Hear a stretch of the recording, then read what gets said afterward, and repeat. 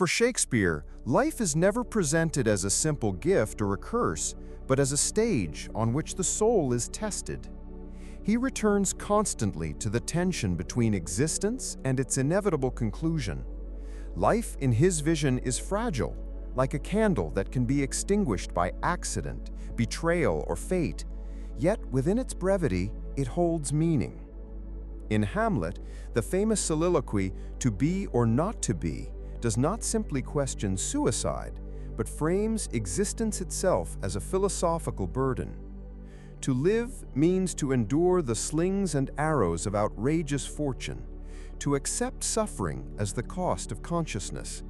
Death, by contrast, offers release, but also uncertainty, the undiscovered country from whose bourne no traveler returns. Shakespeare recognizes the paradox. Humans cling to life, even when suffering, because the fear of the unknown outweighs the pain of endurance. In the tragedies, death often functions not only as the end of a single life, but as the culmination of moral choices. In Macbeth, the death of Duncan sets in motion a chain of destruction that consumes Macbeth himself. In Othello, the death of Desdemona embodies the irreversible consequences of jealousy and manipulation. Life in these works is not sacred simply because it exists. It is sacred because each life is tied to the ethical order of the world.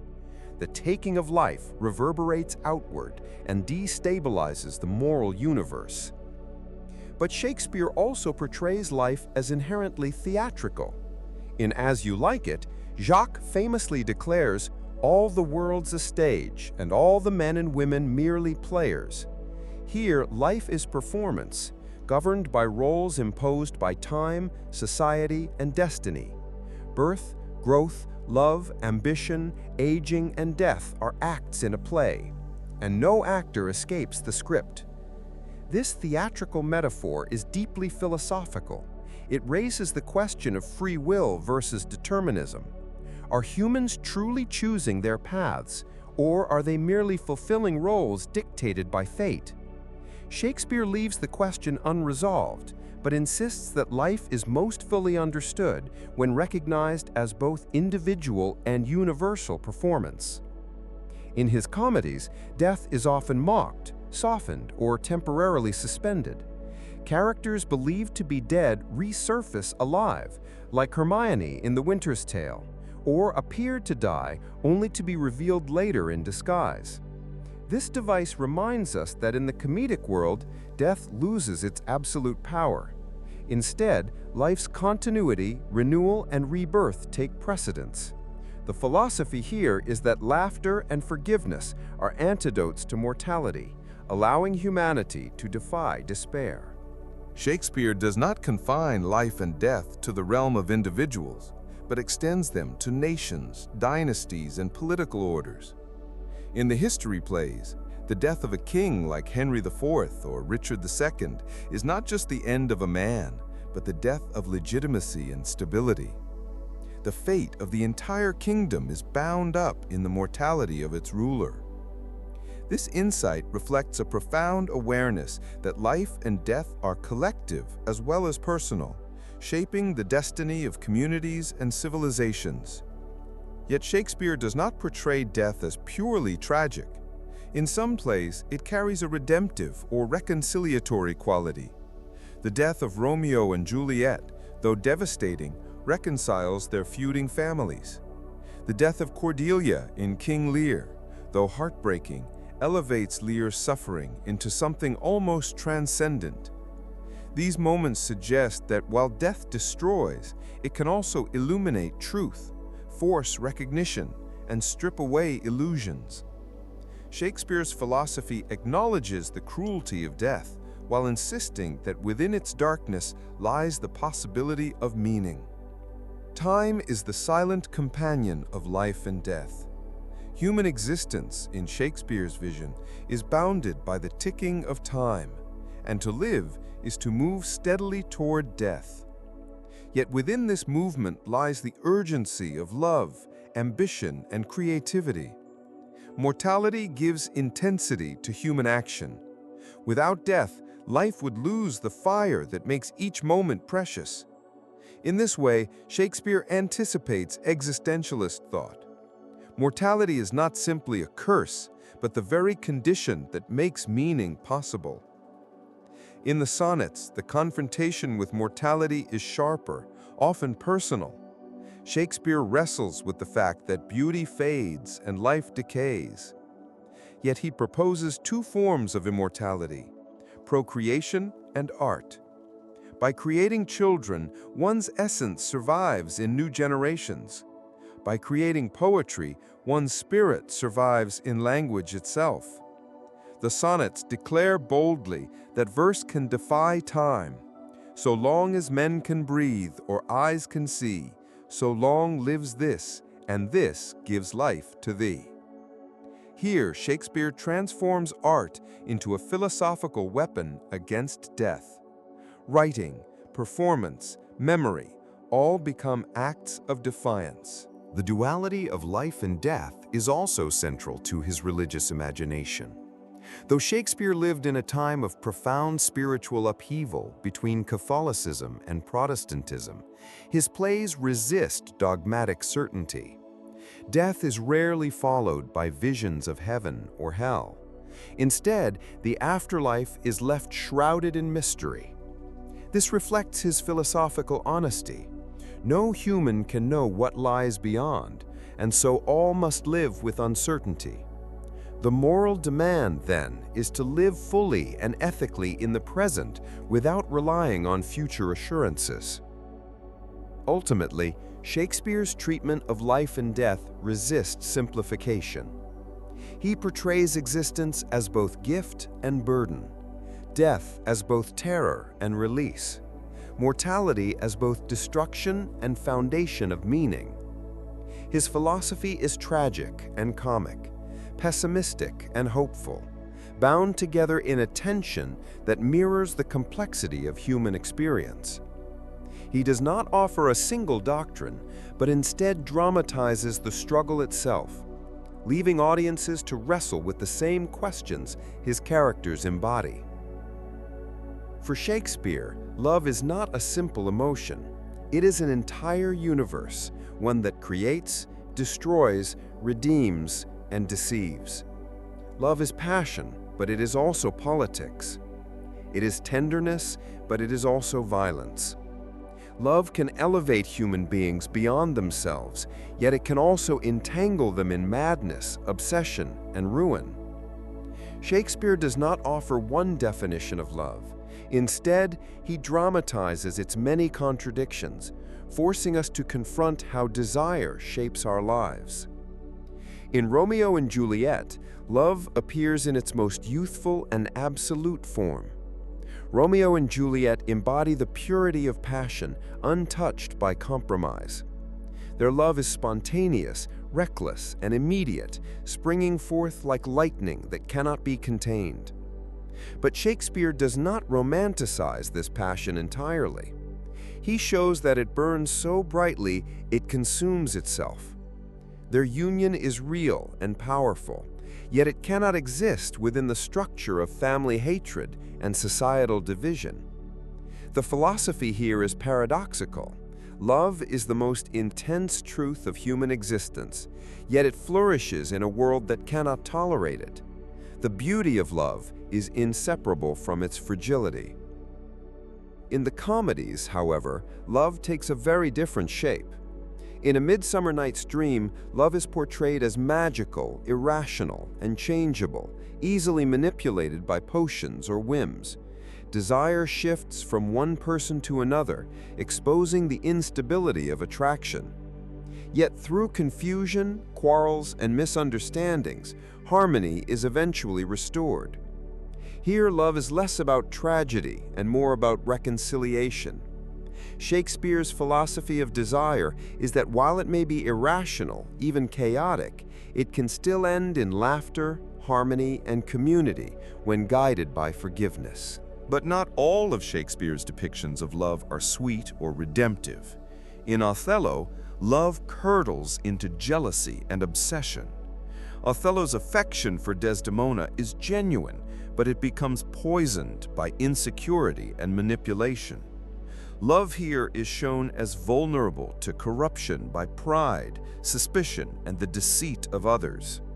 The tragedy of Othello is that love, the most intimate bond between two people, can become the very weapon that destroys them. Shakespeare reveals that desire is never immune to darker human impulses. It is as fragile as trust itself. The sonnets present yet another dimension. These poems do not dramatize love through narrative, but meditate on its philosophical essence. Some sonnets are dedicated to a young man, others to the so-called dark lady, and they explore love as beauty, lust, betrayal, and immortality. Shakespeare acknowledges the physical intensity of desire, while also recognizing its power to enslave the will. Lust is described as a fire that consumes without satisfaction, an endless hunger that destroys both body and spirit.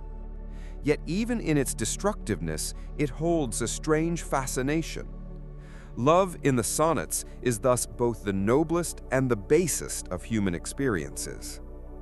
Friendship also emerges as a form of love in Shakespeare's philosophy. Bonds between men in plays such as Hamlet and Horatio, or Julius Caesar, Brutus and Cassius, reveal that loyalty and affection can be as profound as romance. These friendships are tested by betrayal, ambition, and fate, suggesting that love in all its forms, romantic, familial, or platonic, faces the same struggles against time, mistrust, and mortality. Love in Shakespeare is never detached from the body. It is physical, sensual, and deeply connected to desire. The characters fall in love not only with souls, but with faces, voices, and gestures. Shakespeare insists that love cannot be abstracted into pure idealism. It is always bound to flesh and blood.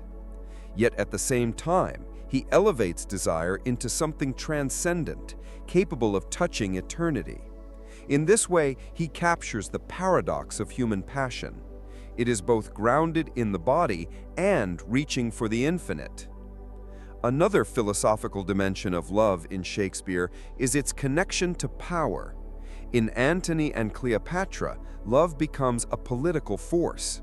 The passion between Antony and Cleopatra is so overwhelming that it undermines empires, destabilizes armies, and reshapes history. Love here is not private, it is world-altering. It is shown as both intoxicating and destructive, capable of elevating personal devotion above duty to nation and honor. Shakespeare's insight is that love, when it collides with ambition, becomes a force not just of the heart, but of civilization itself. At the same time, Shakespeare acknowledges the comedic side of love's illusions. Characters in Twelfth Night fall in love with disguises, with voices mistaken for others, with illusions that unravel hilariously. This suggests that desire is deeply tied to imagination, projection, and fantasy. People fall in love not only with others, but with their own dreams of others. The philosophy here is that love is not entirely rational.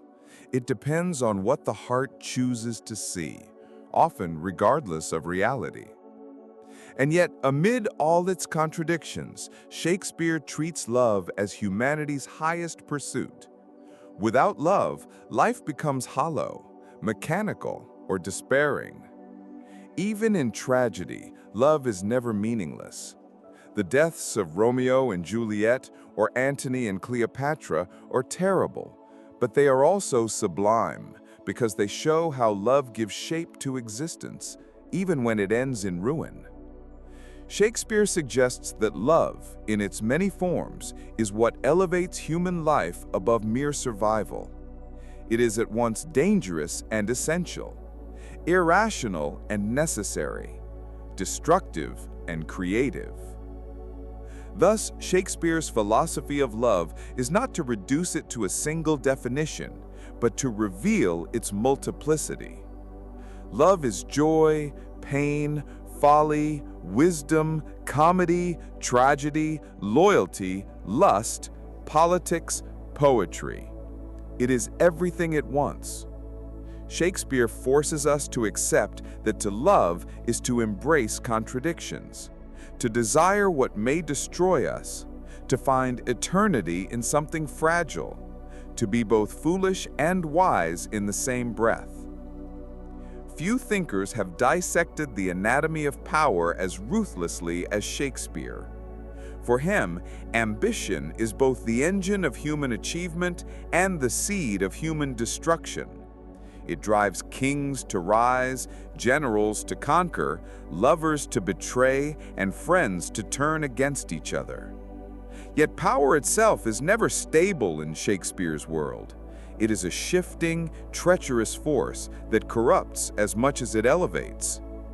His philosophy of ambition is that it reveals not only the greatness of human potential, but also the frailty of human morality. Consider Macbeth. At the heart of this tragedy lies a profound meditation on ambition unchained from morality. Macbeth begins as a loyal warrior, celebrated for his bravery. But the prophecy of the witches awakens in him a desire that he cannot contain, the dream of kingship. His ambition quickly overwhelms his conscience, driving him to murder Duncan, his noble king and benefactor. Yet Shakespeare does not portray Macbeth as purely monstrous. Rather, he shows us a man torn between loyalty and desire, morality and greed. In Macbeth's struggle, we see the terrifying truth. Ambition is not evil in itself, but it becomes destructive when it consumes every other part of the soul. Lady Macbeth embodies another dimension of ambition, the hunger for power that refuses to accept hesitation. Where Macbeth wavers, she urges, provokes, and manipulates, pressing him into action. Yet Shakespeare reveals that this ruthless determination carries its own price. Lady Macbeth's descent into guilt, madness, and despair demonstrates that unchecked ambition corrodes not only political order, but also the human psyche. Ambition may achieve temporary triumph, but it extracts an unbearable cost in the long run. In Julius Caesar, Shakespeare expands his philosophy of ambition into the political realm. Caesar's rise embodies the fear of many Romans that ambition threatens liberty. Brutus and Cassius justify their conspiracy against him on the grounds that Caesar's ambition will enslave the Republic. Yet the irony is devastating. Their act of saving Rome unleashes civil war and chaos. Shakespeare shows that the fear of ambition can be as destructive as ambition itself. The tragedy lies in the impossibility of distinguishing between necessary leadership and dangerous tyranny. Shakespeare also explores how ambition manipulates friendship and loyalty. Brutus loves Caesar, yet he kills him for Rome. Cassius claims patriotism but is driven by envy. Ambition here fractures personal bonds, revealing how power reshapes the most intimate relationships. The assassination scene is not just about politics, it is about betrayal, the moment when ambition outweighs love and when ideals clash fatally with loyalty. In Richard III, ambition appears in its most naked, unapologetic form. Richard seeks power with cunning, deceit, and cruelty, making no effort to conceal his villainy. He manipulates, murders, and schemes without remorse, embodying ambition as pure will to dominate. Shakespeare strips away the justifications of duty, prophecy, or love, leaving us with ambition in its rawest essence, the pursuit of power for its own sake. And yet, Richard is compelling. His charisma draws the audience in, forcing us to confront an uncomfortable truth. Ambition, even when corrupt, fascinates us because it reflects our own secret desires for control and significance. But Shakespeare is not merely cynical about ambition. In plays such as Henry V, ambition takes on a nobler form. Henry's drive to conquer France is framed not only as personal glory, but as a unifying vision for his nation. His speeches, stirring, poetic, inspiring, demonstrate that ambition can elevate a community, not just an individual. Unlike Macbeth or Richard, Henry embodies ambition tempered by duty, discipline, and vision. Shakespeare's philosophy here is subtle. Ambition is not inherently destructive. It depends on whether it serves only the self or something greater than the self. Even in the comedies, Shakespeare reflects on ambition in more personal terms. Characters aspire to love, wealth, or recognition, and their schemes often collapse into farce. In Twelfth Night or Much Ado About Nothing, ambition for love or social standing produces misunderstandings and comic entanglements. Here, ambition is not tragic, but ridiculous, showing its smaller, everyday manifestations in human life. Shakespeare thus covers the entire spectrum, from the deadly ambition of kings to the laughable ambitions of fools. The philosophy deepens further when we consider how Shakespeare links ambition to fate. In Macbeth, ambition is entangled with prophecy.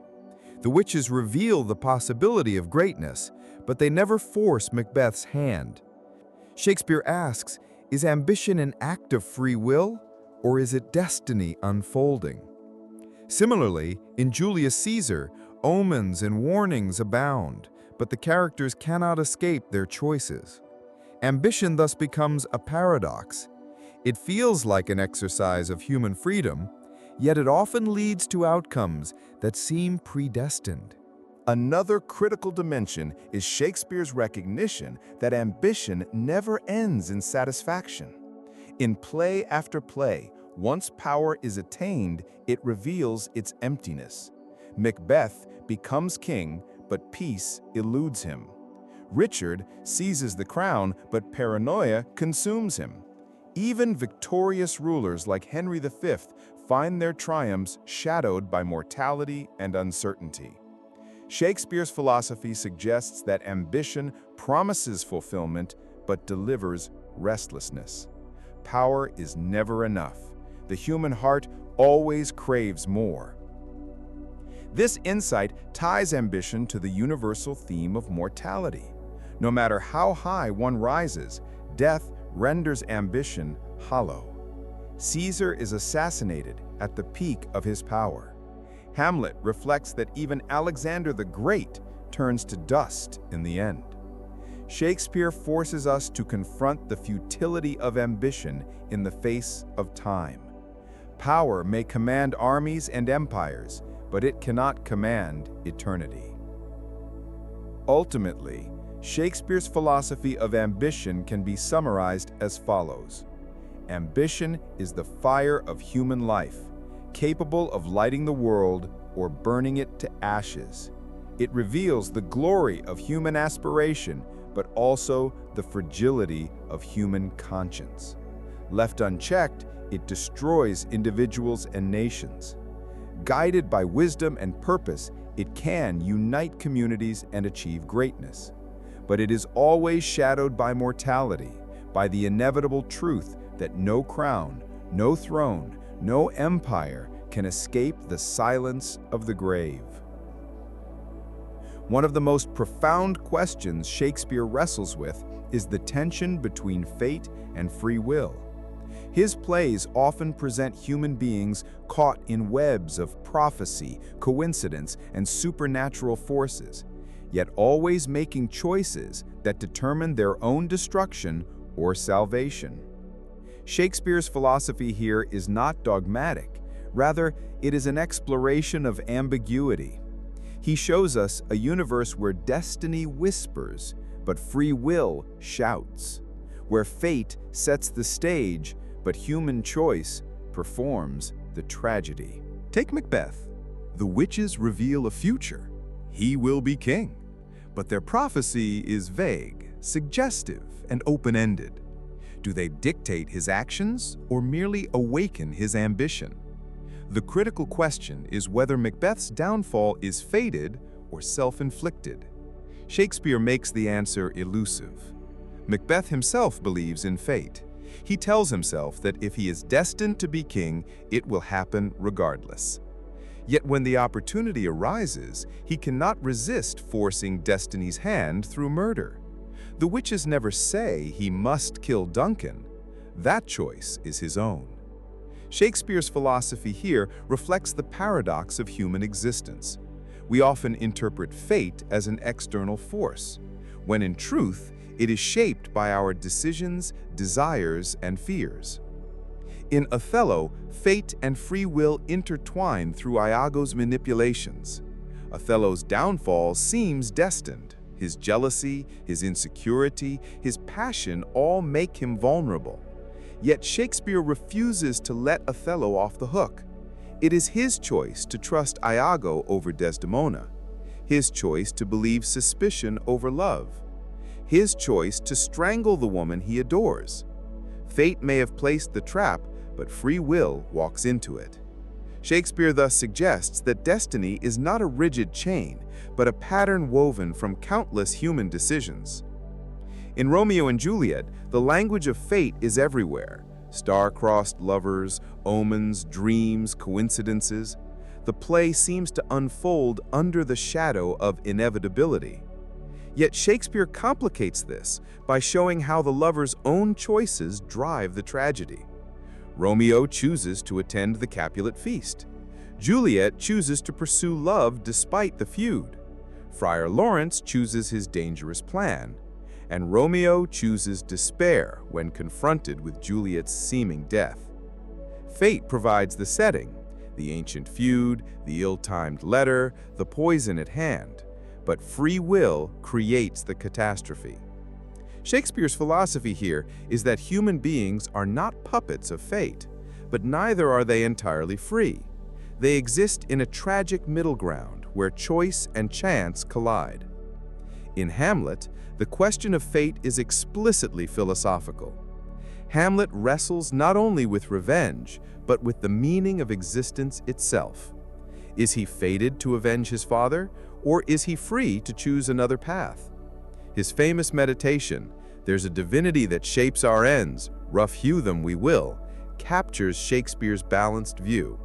Human beings act with free will, yet some larger pattern, whether divine or cosmic, shapes the ultimate outcome. Hamlet delays, debates, hesitates, but in the end, his actions, combined with the accidents of chance, the poisoned cup, the mistaken sword, lead to the bloody resolution. Shakespeare suggests that fate and free will are not opposites, but interwoven threads of human life.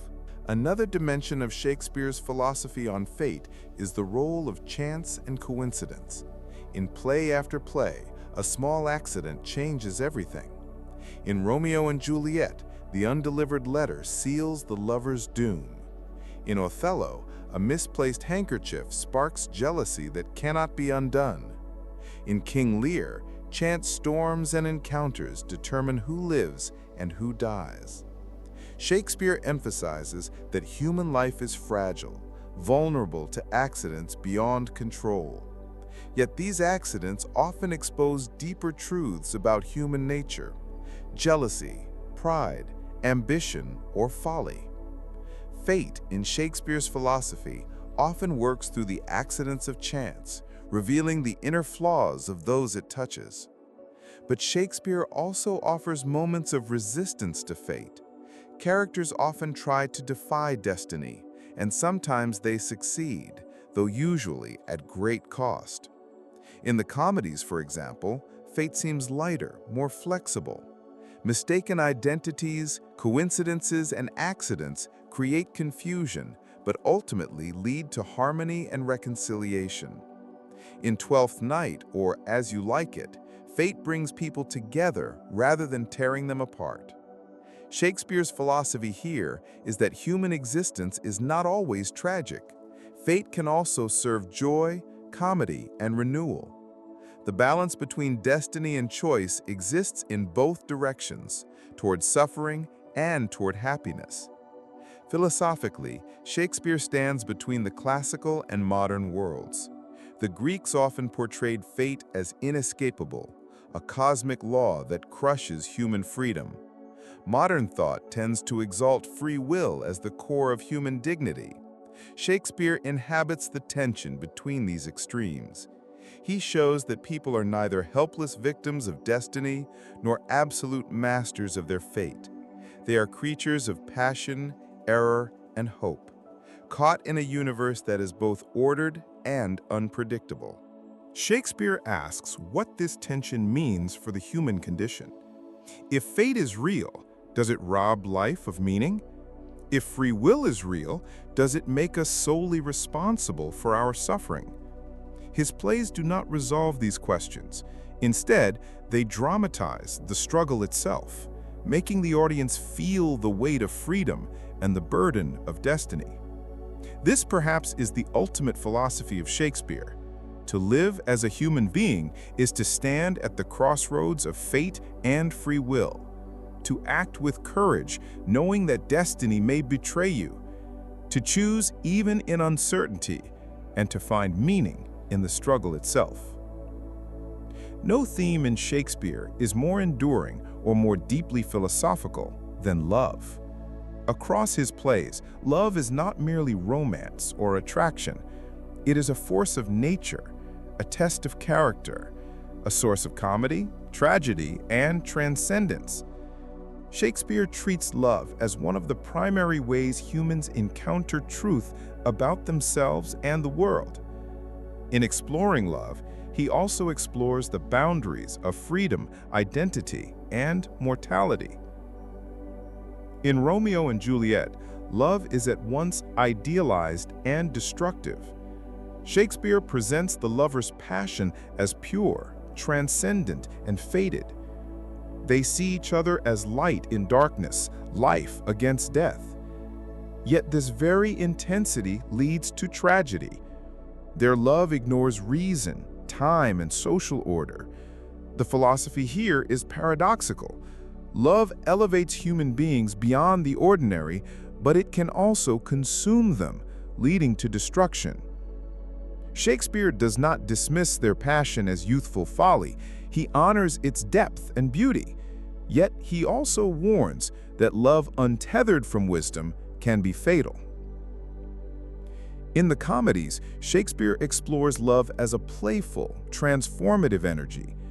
In A Midsummer Night's Dream, love is whimsical, irrational, subject to magical spells and mistakes. Characters fall in and out of love with absurd rapidity. Yet from this chaos emerges harmony. Love's irrationality becomes its strength, breaking down rigid hierarchies and restoring balance to the community. Philosophically, Shakespeare suggests that love is not a rational choice, but a power that reshapes identity and society. It humbles the proud, confuses the wise, and reveals the fluid, unpredictable nature of human desire. In Twelfth Night, love is linked to disguise, performance, and self-discovery. Viola, disguised as a man, finds herself caught in a web of mistaken attraction. The play asks, what is the true nature of love? Is it tied to outward appearance, to gender, to status, or is it something deeper? Shakespeare shows love as both deceptive and revelationary. It blinds Orsino and Olivia, yet it ultimately leads to recognition and truth. The philosophy here is that love reveals the instability of identity. We love not only what people are, but what we imagine them to be. In this way, love is a mirror in which we confront our illusions and our truths. In Much Ado About Nothing, Shakespeare presents love as a battle of wit, pride, and vulnerability. Benedick and Beatrice resist love with sarcasm and banter, yet are conquered by it nonetheless. Their love grows not from instant attraction, but from recognition of shared spirit. Here, love is a process of overcoming pride and opening oneself to trust. Shakespeare's philosophy is that love matures when it combines passion with friendship, wit with vulnerability, laughter with sincerity. Unlike the doomed romance of Romeo and Juliet, this love survives because it is tempered by self-awareness. In the darker plays, Shakespeare reveals love's destructive potential. In Othello, love is poisoned by jealousy. Othello's deep passion for Desdemona becomes the very channel through which Iago destroys him. Love without trust becomes obsession. Passion without reason becomes madness. Shakespeare portrays jealousy as love's shadow, a distortion that turns intimacy into violence. The philosophy here is stark. Love has the capacity to elevate, but also to annihilate. Its purity makes it fragile, and once tainted by suspicion, it can unravel into tragedy. In Antony and Cleopatra, love becomes entangled with politics, power, and identity. Their passion is vast, world-shaking, yet destructive to empire and self. Shakespeare depicts love as a rival to duty and ambition. Antony is torn between Rome and Egypt, between political order and erotic ecstasy. Cleopatra embodies love's allure, magnificent, irresistible, but destabilizing.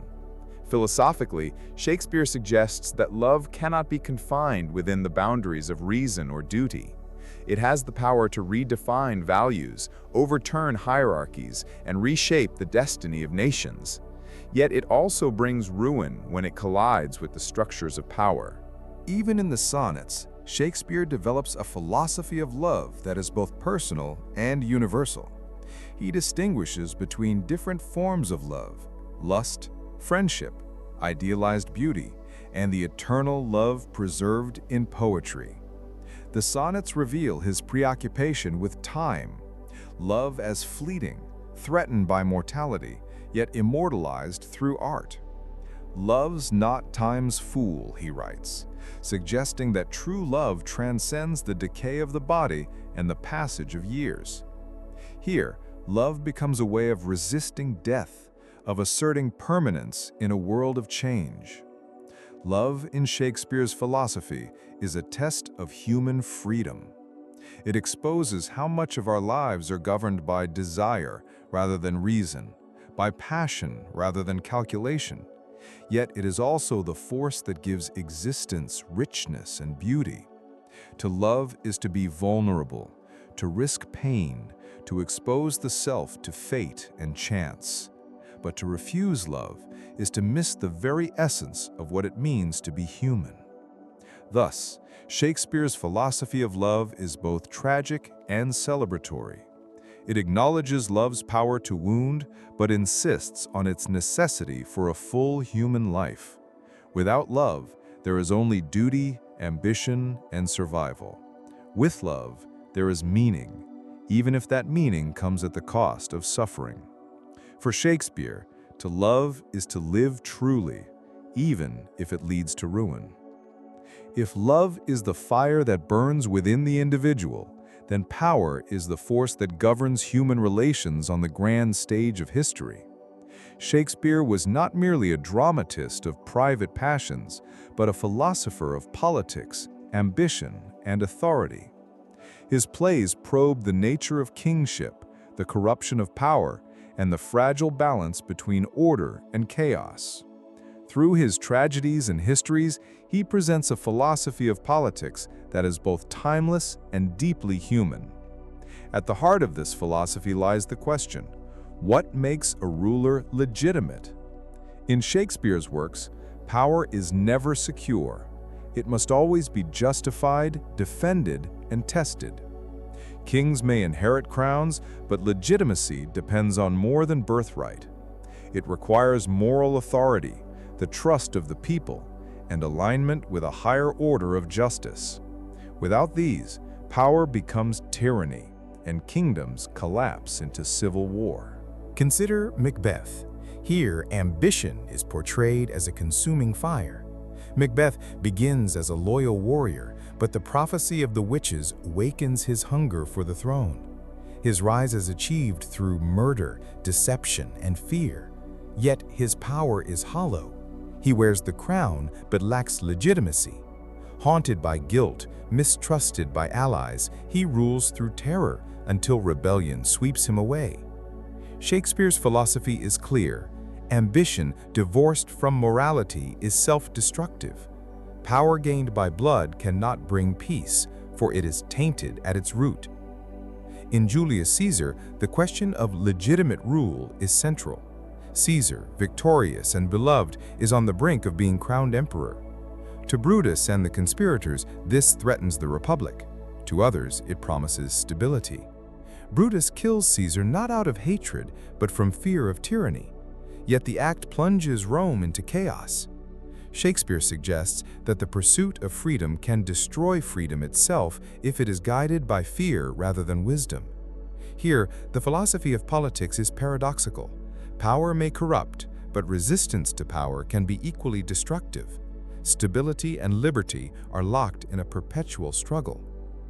In the history plays, especially Richard II and Henry IV, Shakespeare examines kingship as both sacred and vulnerable. Richard II believes his authority is divinely ordained beyond question. Yet when he loses the trust of his nobles, his crown slips away. His downfall reveals that political power rests not only on divine right, but also on human consent. Henry IV, who seizes the throne, rules uneasily, aware that his crown is stained by rebellion. Shakespeare's insight is strikingly modern. Political power is a contract dependent on both legitimacy and perception. A king without moral weight is a hollow figure, destined for downfall. In King Lear, power is explored not only as authority, but as responsibility. Lear divides his kingdom between his daughters, seeking flattery rather than truth. In doing so, he abdicates his duties as ruler and father. Stripped of power, he confronts madness, betrayal, and the fragility of human existence. Shakespeare's philosophy here is that power is not merely privilege, it is a burden of justice and wisdom. To wield power without responsibility is to invite ruin, both personal and political. Shakespeare also delves into the psychology of ambition. In Coriolanus, the warrior hero seeks power, but scorns the common people. His pride isolates him, and his refusal to play politics leads to his downfall. Ambition without humility proves fatal. By contrast, in Henry V, Shakespeare presents a model of effective leadership. Henry combines charisma, eloquence, and strategic skill. He inspires loyalty not through fear, but through vision, making his soldiers feel part of a greater cause. The philosophy here is that true power lies not in domination, but in the ability to unite others under a shared purpose. Underlying Shakespeare's political philosophy is a profound awareness of human fragility. Kingdoms rise and fall, rulers come and go, but the same forces, ambition, fear, pride, greed, drive events. Shakespeare portrays history as cyclical. Order gives way to chaos. Chaos demands order, and the cycle repeats. This is not cynicism, but realism. Human beings driven by desire for power will always create instability. Yet through wisdom, humility, and justice, rulers can mitigate these forces and bring moments of peace. Another crucial theme is the tension between appearance and reality in politics. Shakespeare shows that rulers must perform roles, stage their authority, and manipulate symbols. Power is theatrical. In Richard III, the villain gains influence through deception, pretending to be pious and reluctant while plotting murder. In Hamlet, the prince reflects on the nature of kingship, questioning whether Claudius's crown makes him legitimate when his soul is corrupt. For Shakespeare, political authority is never merely a matter of law or lineage. It is a performance sustained by belief. Once that belief collapses, so does the ruler. Shakespeare also warns of the dangers of political absolutism. In play after play, rulers who ignore counsel, dismiss tradition, or impose their will without balance bring disaster. The lesson is philosophical. No human being is wise enough to rule unchecked. Power must be tempered by dialogue, responsibility, and recognition of human limits. Otherwise, it becomes tyranny. Thus, Shakespeare's vision of politics is deeply tragic, yet deeply human. It acknowledges that rulers are flawed, subjects are restless, and history is unstable. Yet it also holds out the hope that wisdom, justice, and humility can create moments of order amidst the chaos. For Shakespeare, the true test of power is not how it is seized, but how it is used, and whether it serves self or society. If there is one theme that courses like a river through Shakespeare's philosophy, it is the tension between appearance and reality. His plays are saturated with disguises, masks, deceptions, and illusions. Characters pretend, perform, and conceal. The audience, too, is constantly reminded that the stage itself is an illusion. Through this, Shakespeare constructs a philosophy of truth and falsehood, showing how human beings navigate a world where what seems real is often false, and what seems false may contain hidden truth. From the very start of his career, Shakespeare understood that human life is theatrical. We play roles depending on circumstance: the loyal subject, the jealous lover, the ambitious politician, the grieving parent. Yet behind the roles lies a deeper, often hidden reality. The genius of Shakespeare is to show how easily people confuse the mask with the truth, and how disastrous that confusion can be. In Hamlet, this theme is at its most profound. Hamlet doubts the ghost that tells him his father was murdered. Is it a spirit of truth or a demon of deception? To uncover the truth, Hamlet stages a play, The Mousetrap, that mirrors Claudius's crime. By watching Claudius's reaction, Hamlet seeks reality through illusion.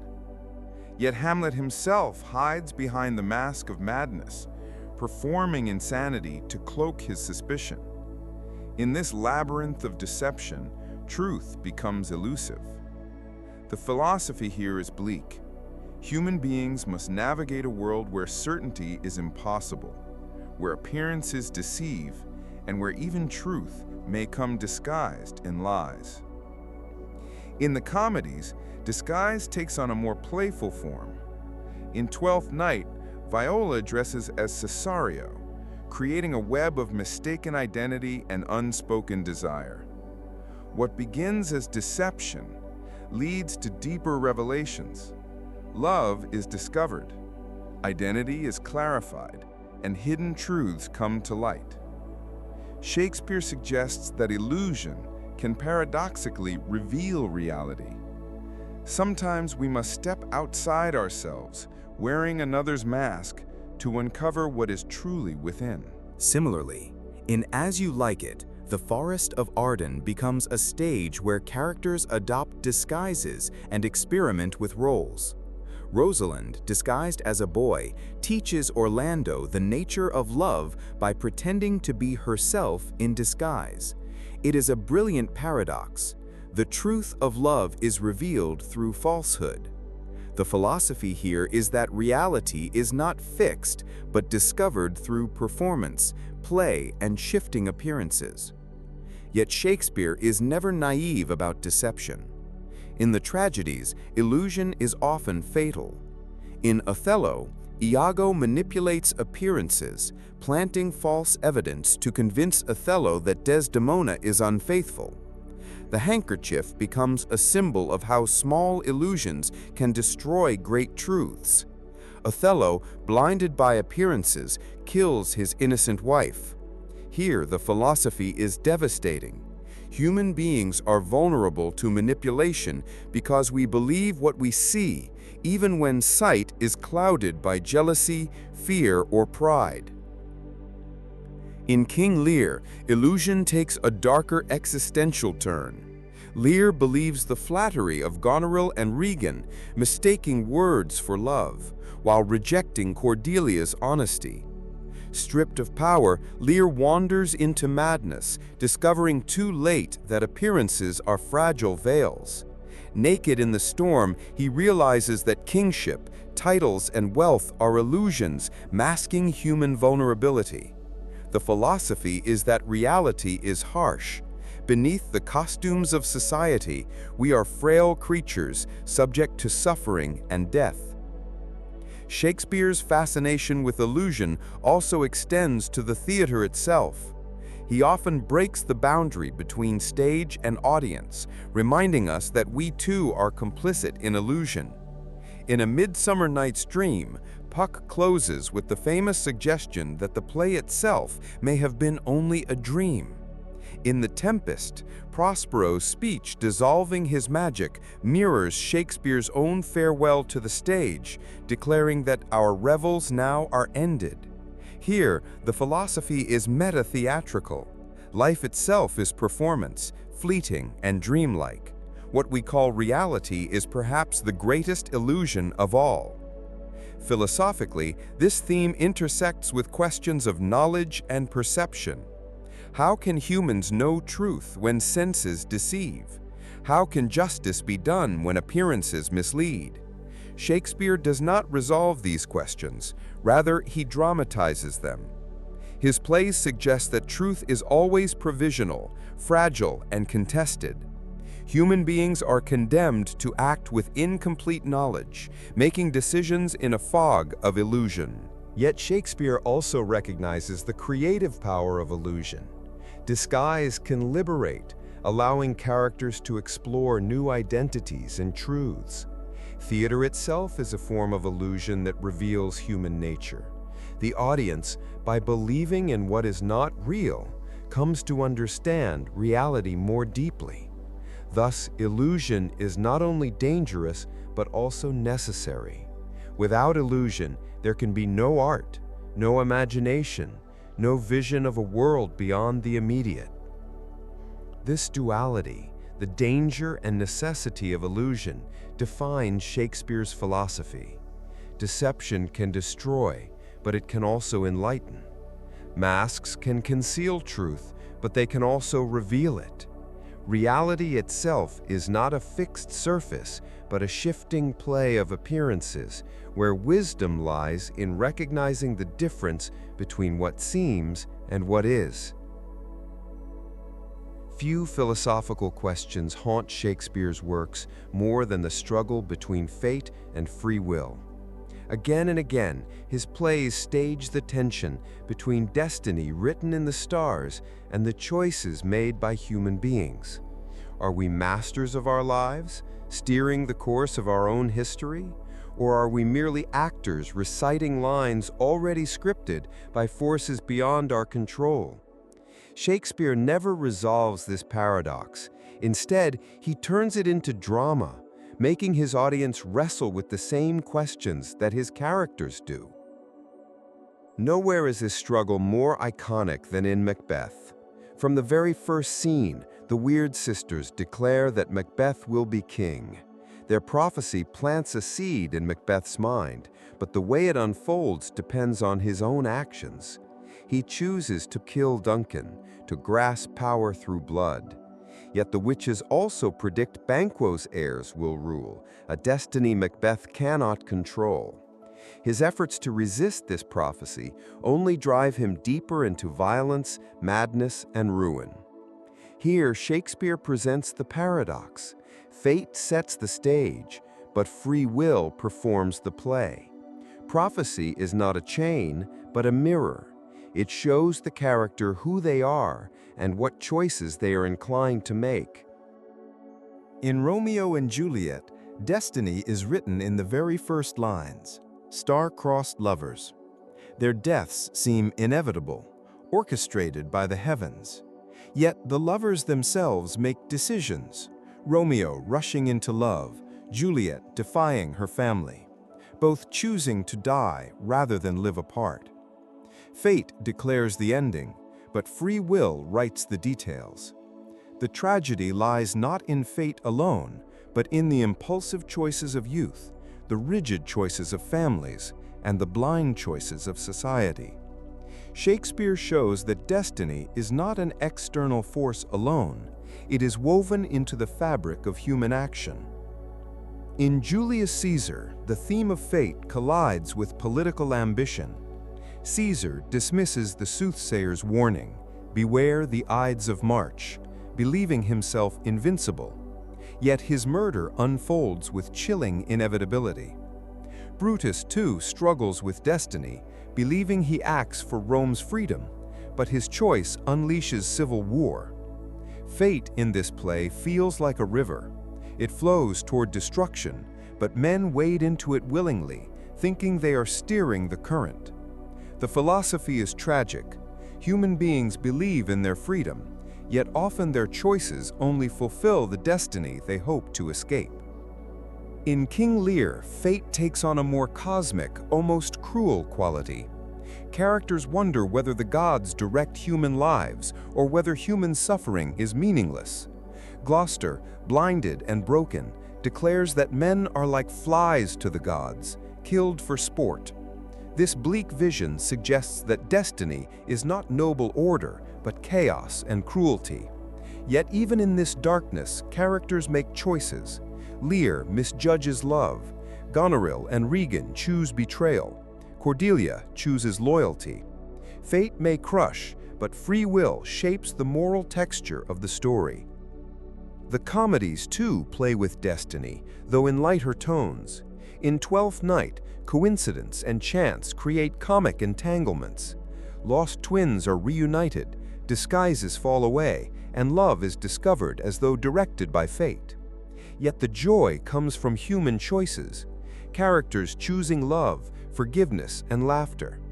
Shakespeare reminds us that destiny is not always tragic. It can lead to harmony and reconciliation when free will aligns with fortune. What Shakespeare ultimately presents is not a simple opposition, but a philosophical interplay. Fate is the frame, the shape of the story, the horizon of possibility. Free will is the brush that paints within that frame. Human beings are neither fully free nor fully bound. We are participants in a drama larger than ourselves, yet always responsible for the roles we choose to play. This view reflects the Renaissance world in which Shakespeare lived, where astrology, theology, and philosophy intertwined. The stars were believed to shape human destiny, yet Christian theology insisted on free will and moral responsibility.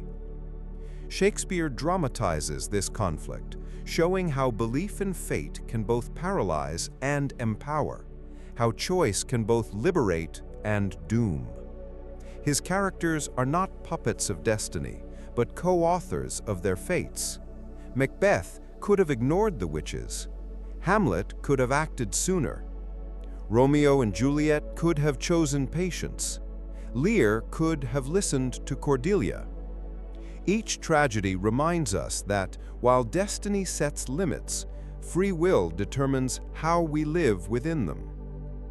Shakespeare's philosophy of fate and free will is ultimately tragic and hopeful at once. Tragic because human beings often act in ways that fulfill their doom. Hopeful because within the bounds of destiny there is still room for choice, responsibility, and meaning. We cannot escape the stars, but we can decide how to shine beneath them. Power is one of Shakespeare's most enduring philosophical obsessions.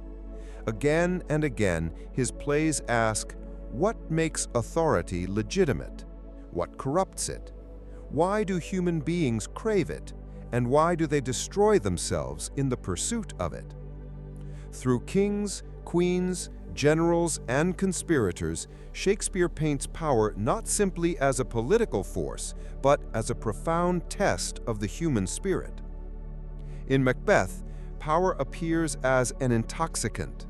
At first, Macbeth is a loyal soldier, but when the crown is dangled before him, ambition takes hold. He murders Duncan not out of necessity, but out of desire. And once he wears the crown, he becomes enslaved by fear of losing it. Shakespeare suggests that unchecked ambition transforms power from a gift into a poison. It consumes those who seize it without wisdom. Power in Macbeth is never stable. It devours the one who clings to it most desperately. King Lear offers another angle, the tragedy of misplaced authority. Lear divides his kingdom between his daughters, demanding professions of love as the price of inheritance. By mistaking flattery for truth, he gives power to the corrupt and casts away the loyal. His downfall reveals that authority without discernment leads to chaos. Lear's abdication destabilizes not only his family, but the entire realm, showing how personal misjudgments ripple into political disaster. Shakespeare's philosophy here is that kingship requires more than title or land. It demands wisdom, humility, and the ability to see through illusion. In Julius Caesar, the question of authority takes a Republican turn. Caesar, celebrated as a hero, teeters on the edge of monarchy. Brutus and the conspirators believe killing him will preserve the Roman Republic. Yet the assassination unleashes violence and civil war, suggesting that power cannot simply be destroyed. It shifts, transforms, and often returns in even harsher forms. The play asks whether authority comes from the people or from the charisma of a single figure, and whether violence in the name of liberty ever achieves true freedom. Shakespeare offers no easy answer. Instead, he exposes the paradox. Attempts to preserve democracy may themselves become acts of tyranny. In Richard II and the Henry IV plays, Shakespeare explores the legitimacy of kingship itself. Richard II believes in the divine right of kings, seeing his rule as ordained by God. Yet his mismanagement leads to rebellion, and Henry Bolingbroke seizes the crown. This raises a radical question.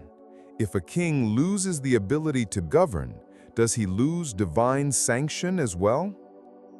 In Henry IV, Bolingbroke struggles with guilt and instability, showing that power gained by force carries a curse of legitimacy. His son, Henry V, must then rebuild authority not only through military conquest, but also through rhetoric, charisma, and the unification of his people. Shakespeare portrays power as something fragile, never absolute. Its foundation lies not only in law or God, but in the consent and belief of others. Even the comedies engage with authority. In Measure for Measure, the Duke disguises himself and observes how power is wielded in his absence. Angelo, given temporary authority, becomes tyrannical and hypocritical. The play becomes a study of how people behave when suddenly entrusted with power. Do they govern with justice, or do they exploit it for personal desire? Shakespeare implies that the true test of authority is not in receiving it, but in exercising it with restraint and fairness. One of the most striking aspects of Shakespeare's treatment of power is his recognition of its psychological dimension.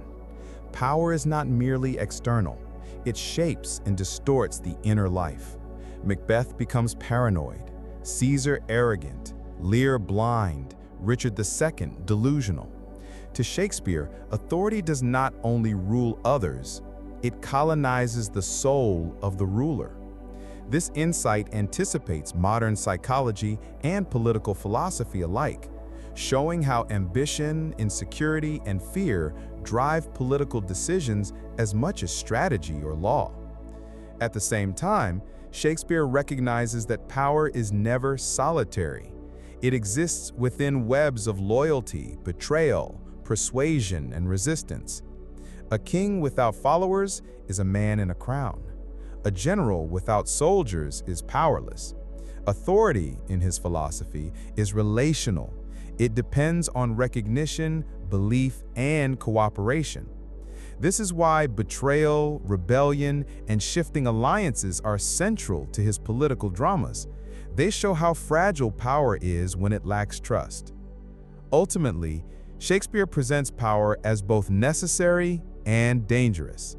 Human beings require order, leadership, and governance, but they are also perpetually corrupted by ambition and fear. The cycle of rise and fall, of order and chaos, is not an accident, but an inevitable feature of political life. By dramatizing this cycle, Shakespeare offers not solutions, but insights. Power is never secure, authority is never absolute, and the greatest challenge of leadership is to wield influence without being consumed by it.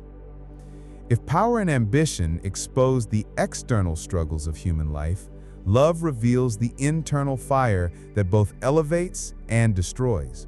Shakespeare was fascinated by desire in all its forms, romantic, lustful, loyal, obsessive, and his plays probe the philosophical depths of what it means to love. Love for Shakespeare is never a simple sentiment. It is a force of transformation, a mirror of human folly, and often a battlefield where reason and passion collide. In Romeo and Juliet, love is the most obvious subject. The young lovers embody passion, unrestrained by social order. Their desire is pure and overwhelming, but it clashes with the enmity of their families. Shakespeare dramatizes love as a cosmic energy, something beyond rational calculation. The tragedy lies not in their feelings, but in the rigid structures of society that cannot accommodate them. Romeo and Juliet die, but their deaths transform their families, forcing reconciliation. Here, Shakespeare hints that love has the paradoxical power to destroy individuals yet heal divisions. Passion burns bright, but often at a devastating cost. In Othello, love reveals its darker shadow, jealousy. Othello's love for Desdemona is profound, but it becomes poisoned by doubt. Shakespeare dissects how desire, when entangled with insecurity and manipulation, collapses into destruction. The play becomes an anatomy of trust. Can love survive when suspicion enters the heart? Othello's tragedy is that he cannot distinguish between truth and deception, showing how fragile even the deepest bonds become when corrupted by fear. Love, in this light, is not only joy, but vulnerability. The more we give ourselves, the more we risk devastation.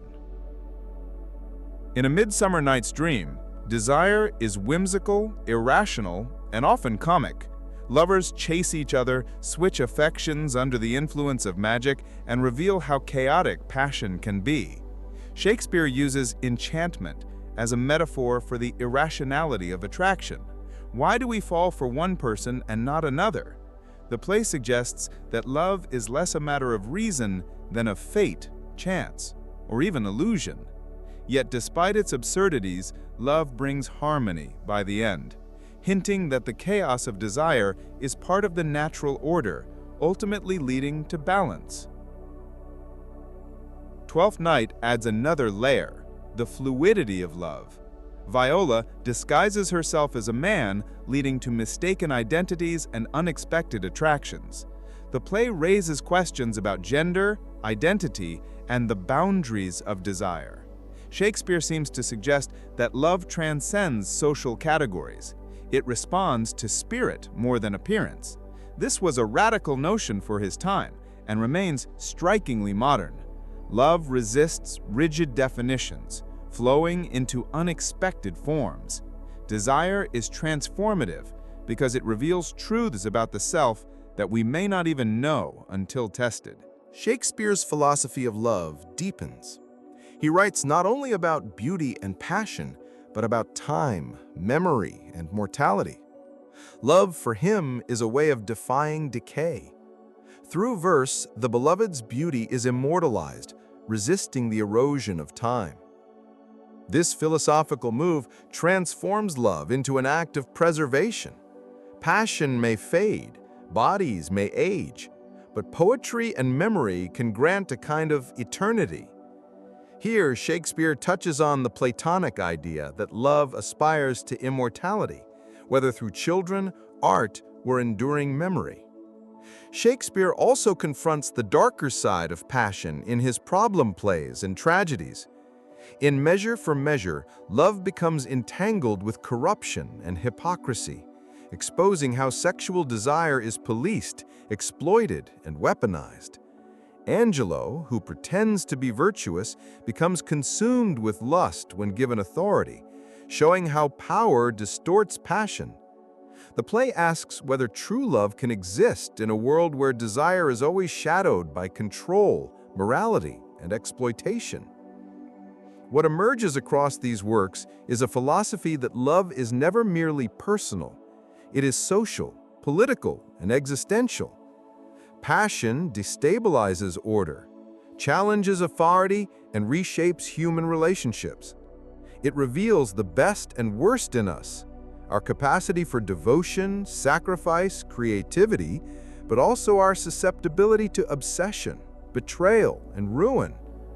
For Shakespeare, love is not only an emotion, but a philosophical problem.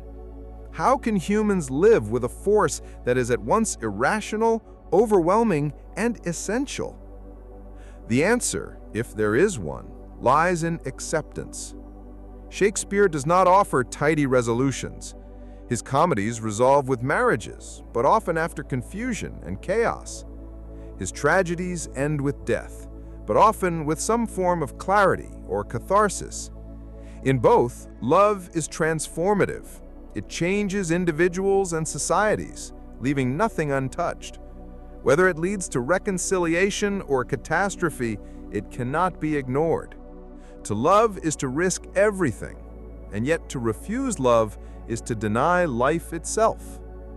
Shakespeare's tragedies are not only stories of downfall, but philosophical meditations on the essence of human suffering. To read or witness Hamlet, King Lear, Macbeth, or Othello is to confront fundamental questions about why pain, loss, and despair are so deeply woven into the fabric of existence. Through tragedy, Shakespeare does not simply entertain.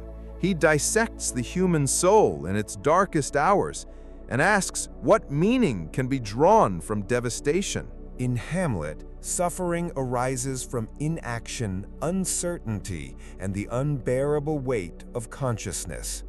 Hamlet is a thinker trapped in a world demanding action. His grief for his father and disgust at corruption plunge him into despair, but his inability to resolve thought into deed prolongs his torment. Shakespeare portrays the pain of excessive awareness, the realization that life is fragile, justice elusive, and truth often inaccessible. Hamlet suffers because he cannot reconcile his ideals with the brutal demands of reality. His tragedy lies in his attempt to live authentically in a world governed by deceit and betrayal. Through him, Shakespeare raises the question, is suffering the inevitable cost of seeing the world too clearly? King Lear confronts the suffering that comes from folly, blindness, and betrayal. Lear's decision to divide his kingdom based on flattery rather than truth sets in motion a chain of ruin. Yet the heart of the play is not political collapse, but personal anguish, a father's disillusionment, a king's descent into madness, a man's confrontation with the cruelty of fate. On the heath, stripped of power, Lear comes to see the raw vulnerability of human existence. He recognizes the suffering of the poor, the neglected, the voiceless. In tragedy, Shakespeare forces his characters and his audience to confront truths they ignore when life is comfortable.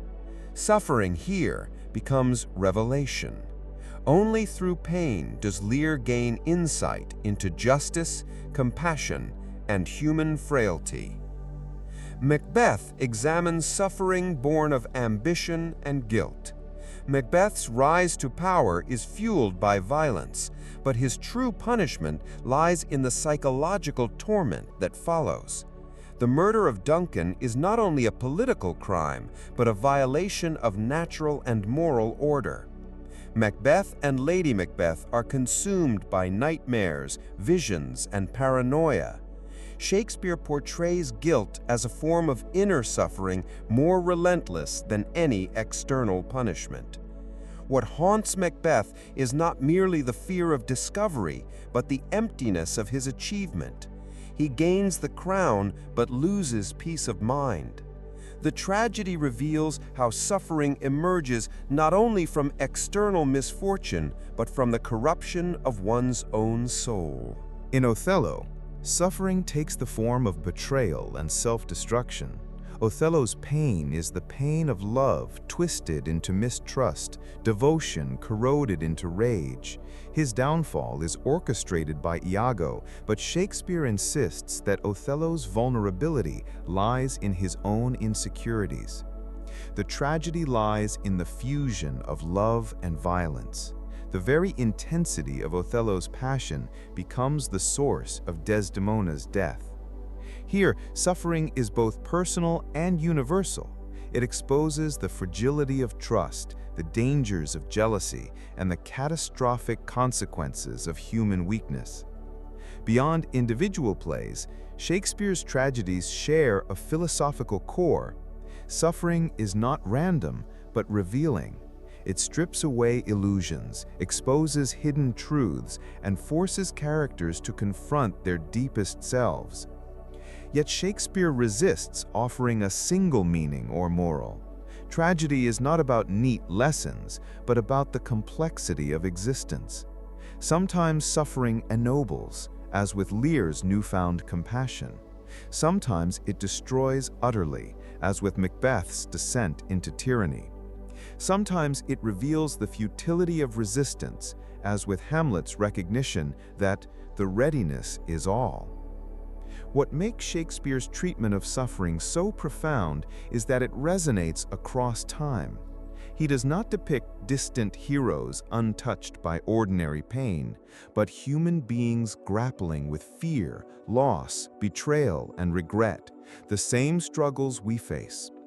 His tragedies suggest that suffering is not an aberration, but a fundamental condition of life. To be human is to be vulnerable, and to live is to risk heartbreak. Yet there is also a paradox. By staging suffering, Shakespeare offers catharsis. Audiences leave his tragedies not crushed, but illuminated. The act of witnessing pain becomes a path to understanding. This echoes Aristotle's idea that tragedy purges emotions, allowing us to reflect on them with clarity. Shakespeare intensifies this by making suffering not only emotional, but philosophical. He uses pain to probe questions of justice, mortality, morality, and meaning. Thus, Shakespeare's philosophy of tragedy is not despair, but confrontation. He does not deny the horror of suffering, but insists on facing it directly. In doing so, he grants his characters and us the dignity of grappling with life's hardest truths. Suffering is not something to be explained away, but something to be lived through. And in living through it, even destruction can yield wisdom. If Shakespeare's tragedies expose the raw wounds of existence, his comedies reveal its hidden joys, absurdities, and possibilities for renewal. Where tragedy dwells on collapse and death, comedy celebrates restoration and life. Yet Shakespeare's comedies are not simple diversions. They are profound explorations of folly, love, disguise, and the human need for laughter in the face of chaos. In them, philosophy wears a lighter mask, but its insights are no less enduring. At the heart of Shakespearean comedy lies the recognition that human beings are fundamentally flawed and often ridiculous. Characters make foolish mistakes, misinterpret each other, and allow vanity or desire to cloud their judgment. In A Midsummer Night's Dream, lovers chase the wrong partners under the influence of enchantment, only to awaken later to the absurdity of their confusion. In Twelfth Night, mistaken identities and elaborate disguises create a tapestry of comic errors. In Much Ado About Nothing, pride and gossip nearly sabotage love, only for reconciliation to triumph in the end. The philosophy here is that folly is universal. Laughter arises not because characters are alien, but because their foolishness mirrors our own. Comedy becomes a mirror of human imperfection, softened by humor rather than sharpened by tragedy. Philosophically, Shakespeare's comedies ask what role laughter plays in human life. Laughter is not trivial. It is a release, a recognition, and a corrective. By laughing at characters' absurdities, audiences confront their own weaknesses in a safe, forgiving space. In this sense, comedy functions as a kind of wisdom. It acknowledges the inevitability of error and teaches humility. Folly is not an enemy to be eradicated, but a constant companion to be managed with humor and grace. Shakespeare also uses comedy to explore the fluidity of identity. Disguise, cross-dressing, and mistaken identity are recurring motifs. Viola in Twelfth Night dresses as a man, complicating the dynamics of love and desire. Rosalind in As You Like It assumes a male persona in the Forest of Ardennes, allowing her to test Orlando's love and reflect on the nature of gender and attraction. These disguises are not merely plot devices, but philosophical provocations. They ask, how stable is identity? How much of who we are is performance, shaped by costume, role, or social expectation? Comedy reveals that identity is flexible, that roles can shift, and that love and recognition often require looking beyond appearances. Furthermore, Shakespeare's comedies often conclude with reconciliation, marriage, or communal harmony. This is not mere convention, but a statement about renewal and hope. Where tragedy ends in death, comedy affirms life. Conflict is resolved, divisions healed, and society restored. Yet the resolution is rarely perfect or simplistic. In The Merchant of Venice, the comic ending is shadowed by questions of justice and exclusion. In Measure for Measure, forgiveness comes uneasily, raising questions about authority and morality. Comedy does not erase complexity, it offers provisional harmony, a reminder that life moves forward even after chaos. The philosophy of Shakespeare's comedy is deeply tied to nature and time. Many comedies unfold in pastoral settings, the Forest of Arden, the green world outside Athens, spaces where social hierarchies loosen and new possibilities emerge. These settings suggest that renewal comes not from rigid order, but from flexibility, play, and return to simplicity. Time in comedy is cyclical, leading back to beginnings, to weddings, to festivals. Unlike tragedy, which emphasizes finality, comedy celebrates the rhythms of continuation. Its philosophy is that life, despite confusion and error, bends toward renewal. Another striking feature is the role of the fool. Characters like Feste in Twelfth Night or Touchstone in As You Like It embody wisdom through wit. They mock, jest, and sing, but their humor often carries sharper truths than the pronouncements of kings or lovers. The fool in Shakespeare is paradoxical, outwardly ridiculous, inwardly profound. Through folly, truth is spoken. This inversion suggests that wisdom often comes in unexpected forms, that laughter may conceal deeper insight, and that seriousness alone does not guarantee truth. What emerges then is a philosophy of balance. If tragedy teaches us to face suffering, comedy teaches us to endure folly. Laughter is a survival tool, a way of acknowledging imperfection without despair. Comedy affirms that despite confusion, love can be found, relationships restored, and communities healed. The human condition is not only tragic, but comic, and to understand life fully, one must embrace both. Shakespeare's genius lies in his refusal to separate the two. His comedies contain shadows of pain, while his tragedies have moments of wit. This interplay suggests that life itself is never purely tragic or purely comic, but a shifting mixture of both. The philosophy of laughter, then, is not escapism, but resilience. To laugh is to live, to continue, to find joy amid confusion. Few writers have explored the dynamics of power and politics as penetratingly as Shakespeare.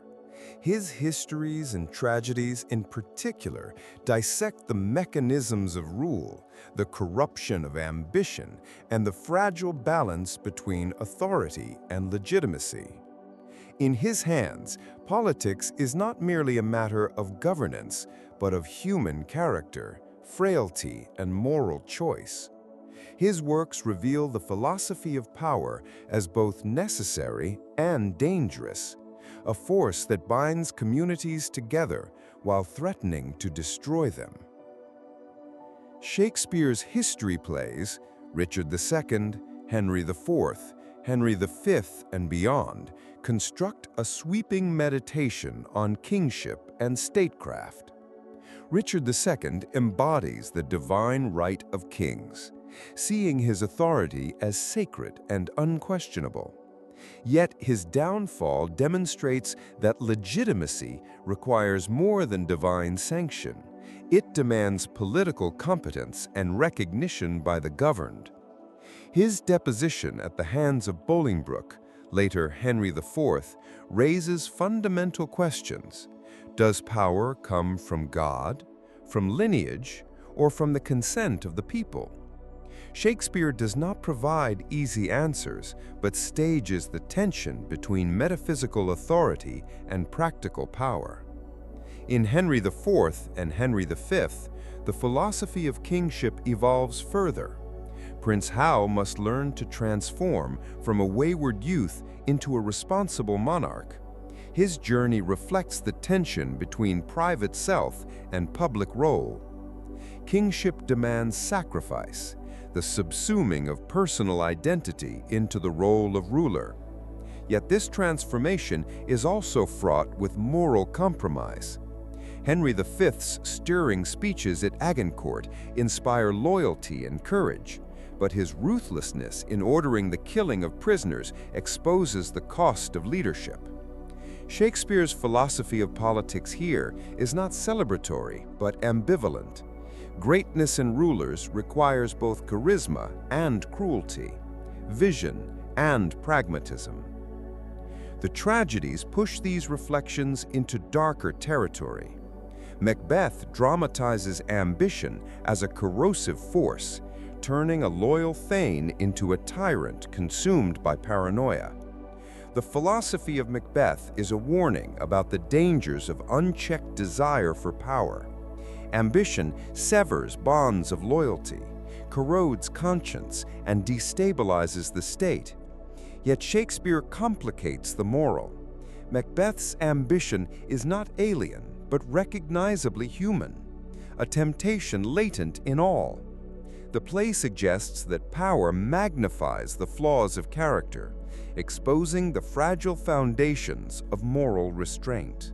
Julius Caesar explores power through the lens of republican politics. Brutus and Cassius conspire to kill Caesar in the name of liberty, fearing that his rise threatens the republic. Yet their act plunges Rome into civil war, unleashing forces they cannot control. The assassination raises profound philosophical questions. Is it ever just to kill for political principle? Can violence preserve liberty, or does it inevitably corrupt it? The tragedy of Brutus is that his idealism blinds him to political reality. His intentions may be noble, but his actions unleash chaos. Shakespeare here reveals the gap between moral philosophy and political practice, suggesting that ideals alone cannot sustain governance without prudence and foresight. In Coriolanus, Shakespeare presents a stark vision of class conflict and political representation. Coriolanus, a brilliant general, despises the common people and refuses to flatter them for their votes. His contempt ultimately leads to his downfall, as the people turn against him. The play exposes the tension between aristocratic virtue and democratic participation. Is the state best governed by exceptional individuals or by the collective will of the people? Shakespeare does not resolve this question, but dramatizes the fragility of both systems. Politics, he suggests, is not a realm of pure ideals, but of negotiation, compromise, and the constant interplay of competing forces. Underlying these plays is a philosophy of history itself. Shakespeare does not present history as a simple sequence of events, but as a pattern shaped by human ambition, folly, and contingency. Power is always precarious, legitimacy always contested, and rulers always subject to the forces of time and fortune. His vision aligns with the Renaissance concept of history as cyclical. Kingdoms rise and fall, order gives way to chaos, and new orders emerge. Yet individuals matter within this cycle. Choices, virtues, and vices shape outcomes, making history a stage where human character meets the inexorable flow of time. At the deepest level, Shakespeare's political philosophy confronts the problem of legitimacy. What makes power just? Divine right, as Richard II believes? Popular consent, as Brutus argues? Mercenary strength, as Macbeth practices? Or charisma and rhetoric, as Henry V demonstrates? Each possibility is staged, explored, and ultimately questioned. Shakespeare resists final answers, suggesting that legitimacy is never absolute, but always negotiated, fragile, and provisional. What emerges from this panorama is a profoundly human vision of politics. States are not abstract entities, but communities shaped by human character, ambition, and frailty. Rulers are not idealized figures, but flawed individuals navigating impossible choices. Power, in Shakespeare's philosophy, is both necessary and corrupting, binding society together while threatening to unravel it. The lesson is not despair, but awareness. Politics is inseparable from human nature, and understanding its dynamics requires confronting ambition, morality, and legitimacy with unflinching honesty. Among Shakespeare's deepest philosophical explorations is his treatment of love. Love in his works is never one-dimensional. It is joyful and tragic, playful and destructive, elevating and humiliating. In plays and sonnets alike, Shakespeare places love at the center of human experience, revealing it as a force that shapes identities, drives conflicts, and bridges the mortal with the eternal. His philosophy of love resists reduction. It is at once metaphysical and earthly, spiritual and sensual, comic and tragic. The comedies, particularly A Midsummer Night's Dream, As You Like It, and Twelfth Night, display the whimsical, transformative power of love. In A Midsummer Night's Dream, love is portrayed as a magical, irrational force that defies logic and reason. The enchanted forest becomes a symbol of desire's unpredictability, where affections shift as suddenly as dreams. The comedy lies in this volatility, but the philosophy runs deeper. Shakespeare suggests that love transcends rational calculation. It belongs to the mysterious, unconscious dimensions of human life, shaping us in ways beyond our control. Yet the resolution into harmony, marriages that restore order, suggests that love, though chaotic, ultimately has the power to reconcile discord and renew community. As You Like It extends this exploration into the pastoral world. In The Forest of Arden, characters shed social constraints and experiment with love in playful disguises. Rosalind, disguised as Ganymede, teaches Orlando how to love wisely. blending wit, reason, and feeling.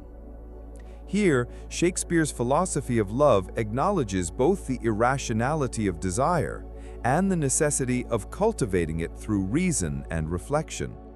Love is not merely a passion, but a practice, requiring wit, patience, and the courage to see through illusion.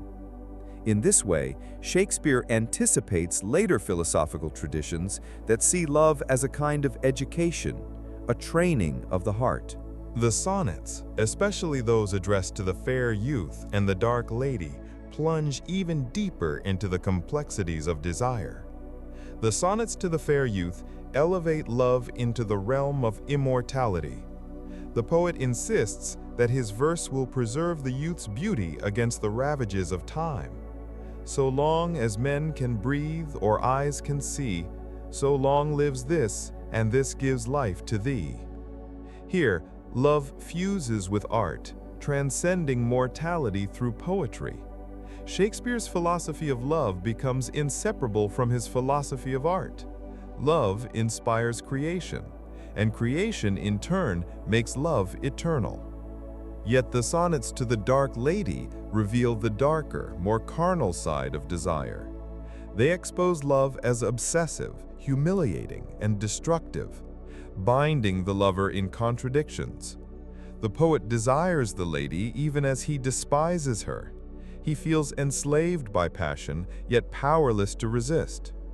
In this darker register, love becomes a force that undermines reason and corrodes dignity. Shakespeare acknowledges that love is not always enabling, but can also reveal the frailty and self-contradiction of human nature. The philosophy here is stark. Love is not a pure ideal, but a spectrum ranging from the sublime to the debased. The tragedies highlight love's tragic dimensions. Romeo and Juliet presents youthful passion as both transcendent and doomed. Their love defies family enmity, reaching toward a vision of unity beyond social conflict. Yet this very intensity ensures its destruction. Love here is not reconciliatory, but fatal, revealing the tragic paradox that what is most beautiful in human experience can also be most fragile. Shakespeare's philosophy in this play suggests that love's intensity collides with the structures of society and the inevitability of mortality. In reaching for eternity, human love meets the tragic boundary of time. Othello presents love corrupted by jealousy and mistrust. Othello and Desdemona's bond is powerful, but it is poisoned by Iago's manipulations and Othello's insecurities. The tragedy reveals the vulnerability of love to suspicion, the way trust, once fractured, can never be restored. Love in Othello is both sublime and fragile, undone not by fate, but by the darker impulses of human psychology. The philosophy here is that love depends on trust, and trust is the most precarious of human bonds. What unites all these variations is Shakespeare's insistence that love cannot be confined to a single definition. It is not merely ideal or base, rational or irrational, redemptive or destructive. It is all of these at once, a force that both defines and destabilizes human identity. Love exposes the deepest truths about human nature: our longing for connection, our vulnerability to passion, our search for meaning beyond mortality. At its most profound, Shakespeare's philosophy of love suggests that it is the place where human finitude and transcendence meet. Love roots us in the body and the senses, yet it gestures toward eternity. Through love, we glimpse what it means to be more than ourselves, to be bound to another in ways that defy time, reason, and death. Whether comic or tragic, joyful or despairing, Shakespeare's vision of love insists that it is central to the human condition, the axis around which desire, art, and existence turn.